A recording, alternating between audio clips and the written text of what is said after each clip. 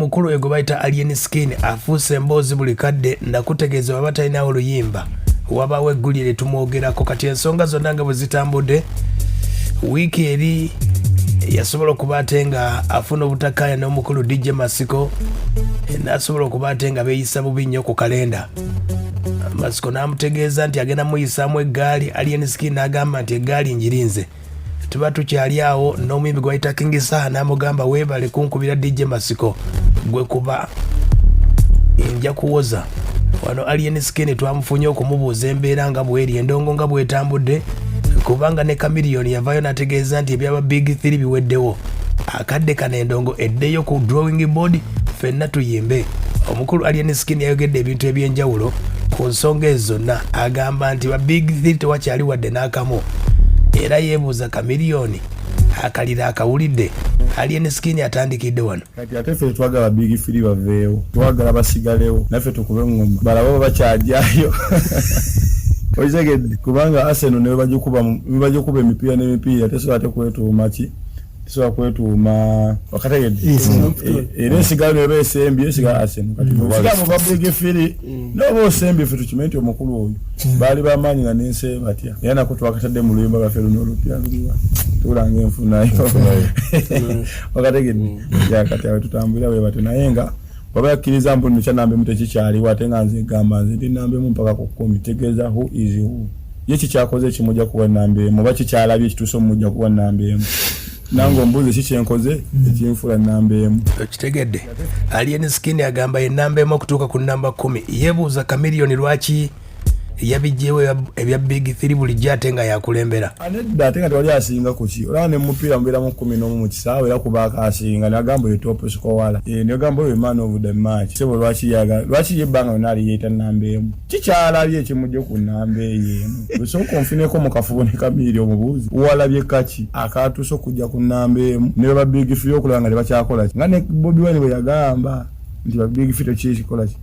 kubanga Brady waliwo abaana abakuba engoma buli wiiki aba Big 3 bammwe ojanoonya akayimba kakuba emyaka 2 nga tekakola ki tibalina obbanga waliwo kyebalabye nze waliwo akayimba kata ddame nagamba kyolina okumanya Katonda sifala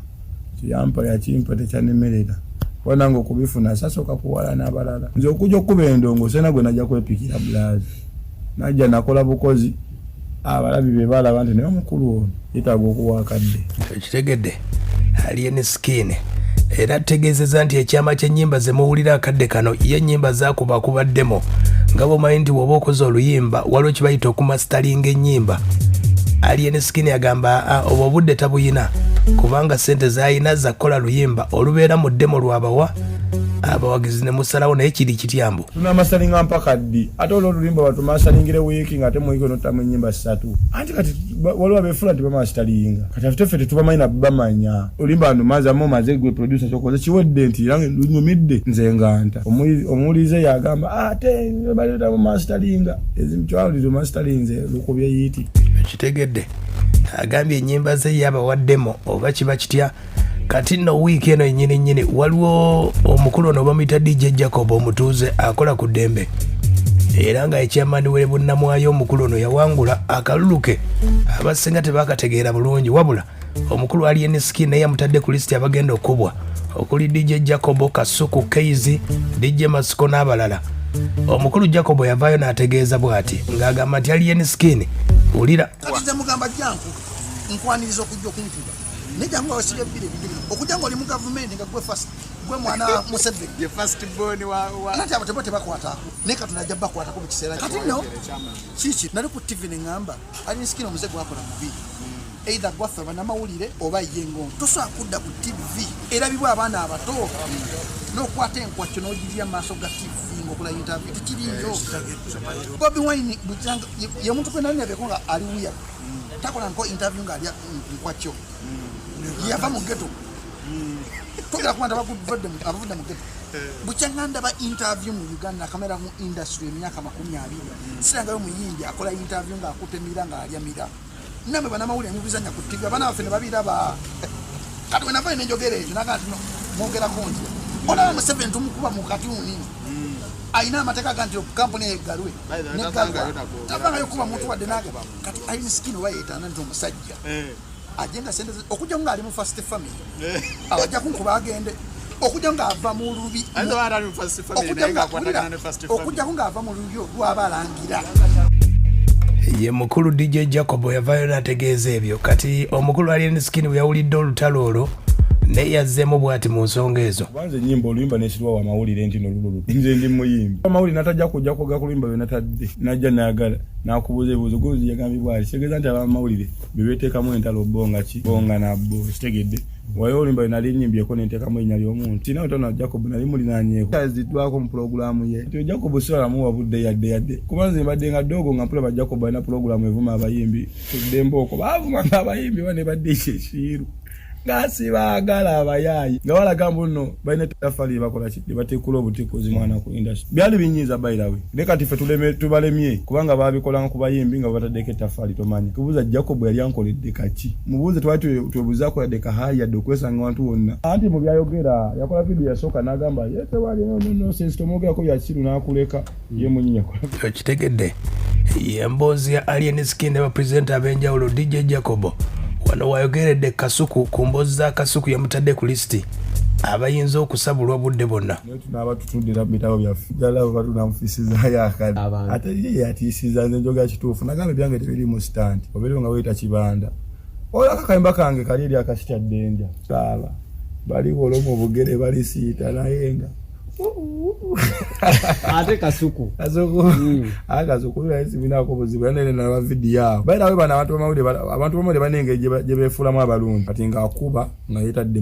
mu kizikiza kati abantu abatategera bulungi ate na capacity yaffe tasobola kumanya nti no bakuba yasobola okulaba Kasuku wakubuulirira nekati atenze dikuleve esuka kuba Kasuku nze manya nti oyo nali mukunkuba gojja kuloza nti ombulirira bwombu yatudda mu kamera ali nino munnange seggwa asoose wali badde okola boti nkubire simu bingambe sawo tufunfuni obudde otekeko datawo gwefulira mbulirira maaso g'abafaani bo bana abantu tegeeza nze wali bigambo byolabanga osimatuse ne manya nti onankuba okitegera kubanze ndi mugezi kati ate faani ofaani atasobola kukimanya nagamba bambi amubuliridde bulungi genda weebuuze buli muntu ali mu media Kasuku amwagala kubanye dengawo keizi bani gwebuzikani yali amitinze kwali ni maaso ku maaso buza Kasuku kitegedde ye mukulu Alien Skin n'omukulu ku presenter abeyano ko deyo wanono yategereza nti akayimba kabayite enfunayo ayinoba kabayatereddemu omukulu DJ Masco bayabulidde wanono bannamawulire nga bamubuuza ku bya DJ Masco King Saa yakusasudde yakwebazizza ogenda kukola otyawulira naye omusajja Masiko yatugambye naawe okimanya oyo soke tumujjeko oyo era mu bimbo lusembyo nagambye nkoko ye Kampala tekokolimira city ye Sakala tekokolimira city ya ekyo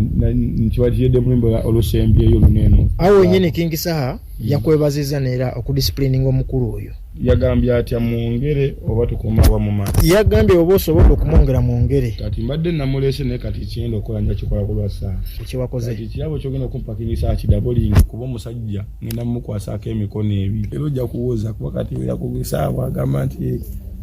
biggwa kati oye tumuveeko oyo kitegedde ye mukulu Alien Skin afuuse ensonga akadde kano mu mbeera yonna ategeezezza nti ennyimba aziinazo wanazze ku David Lutalo omukulu David Lutalo gye buvuddeko naye ayina emboozi yali gye bali bamubuuzako interview weyogera ku bayimbi abatrendinga ku bapalaso ba King Sabani batuuka ku Alien Skin n'agamba Alien Skin ayina kirasi gy'alimu kati omukulu Alien Skin ayina obubaka bw'agambye agambye nti ayina ennyimba okuva yatandika COVID we yaggwerako ye muyimbi si wa COVID wabula muyimbi ayimbye nga COVID yakagwa yakayimbira omwaka gumu ayina ennyimba 40 David Lutalo yali akikozeeko abuuza Lutalo muyimbi kifani yatokisoba musanga asudde ekivulu kyange ng'ayingidde kati otumuleke tuyimbira bafaani n'abo abaagala okuwulira be tuyimba otegera ensonga lwaki nze ndowooza ndi mu trending nnyo okumusinga ate ne likodi zenkoze Lutalo ayinza obutazikolako kubanga nizo bakati gambe na experience ya mwaka gumu mu music nenzo kuba n'ennyimba ezikubye gwe baleze kubye ntino zinyikidde 18 nindi mu nyimba ngana kugambye ezikubye nga zinyikidde nga 18 kwanze nzimanya kubanze performing nanze nyimbye after local down gegenda obuze lutalo eyo record wali ogikozeeko okuta enyimba okuvalwa kubaka paapala wamala bbanga kyokuzzaako yiti yabyogera abantu balowooza nti nzivola naye nga kugamba bituufu kitegeera kuba kukola nnyo neganze nategula ennyimba 3 lumu nga tezina audio tulabye setonkaka ne private sigenda ngako kufukamira muntu yenna oba DJ ntimbe nzanyira ddemma bega DJ's box kasi tutonimba ku TV oba ku radio osegedde nze nga trustinga talent ekitegedde ye Alien Skin agambye nti azeeyo ku mboozi y'omukulu gwe bayita Moses radio nga tannafa alina akabozi akagambo ke yagamba nga akaliro mugenda kawulira kati Alien Skin agamba nti Moses radio yali alanga yembwa akaliro akadde kano ke bawulira banji boogera nti Bobi Wine Alien Skin agenda okudda mu bigere bya Alien Skin yeebuuza abanadda mu bigere bya lutalo be baani agamba mbe ebyali mpe ebyamutuukako mu biraba abyogerako agenda kufa kitegeeza alina muntu gwe yali alambika agenda okujja nga Yesu bwe yali agenda okujja bannabbi abasembayo balanganga ye kwalido yali bagambye bataddeko akaliro yali akabataddeko naye bagamba mugenda wulira akati nze simanyi oba yalinzi naye alina akaliro naye kejaawo okukkaatiriza ne memudisappointinga kyobamba gyali mu Yesu musanyufu nze mbadde waneno nga buli mumbi apraise nga Bobi Wine kiki walodeko mumbi gwe bagamba nti no nayinza okudda bigere byono ane gwe bagamba nayinza okudda mu bigere bya lutalo alimba yakuba kemba tukolerera baafuna akekayinga akayimba ka David Talo akakatonda ako kiki yagwabo gwe kabenje wakayimba kalimpa akayinga ka lutalo kamanyi banange omwana gwabo gwe kabenje abayimba ngaffe tubasako nnyo ne support mwana bayitewo enjawulo waliwo enjawulo ya generation kitegedde ye mukulu Alien Skin akyali ku David Lutalo ategeezezza nti ennyimba za Lutalo za kati gambi bino birala nnyo nagamba David Lutalo ayimba nnyimba z'abakyala alina kubeera nga yelumaluma n'ababeti mpologoma bino abiviireko ddala ndi ku side ya palaso kayimba nti oli kabisi kandagala yamukamula obwo music obubeerawo nga bulimbi bande yankutudde yamukutulawa tutuyimba kituufu si kyaddenja bw'ogireeta n'omanya omusajja tagitya